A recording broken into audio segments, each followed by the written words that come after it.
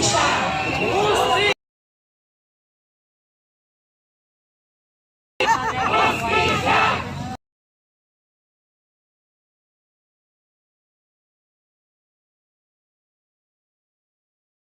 Diwata ba yun? Si Diwata ba yun?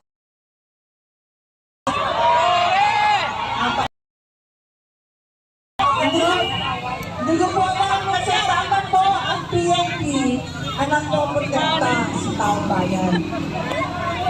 Maling-maling po yung mga ginagawa nila, masakit sa dibdib. Ako, 2 araw na akong umiiyak. At syempre, si Atty. Roque. Sabi nga ilang taon na yan. Atty. na, hindi ka na pupulong, di ba? Ha? 58 years. Inaamin mo na may 58 years. Mukhang bagay sa bagay.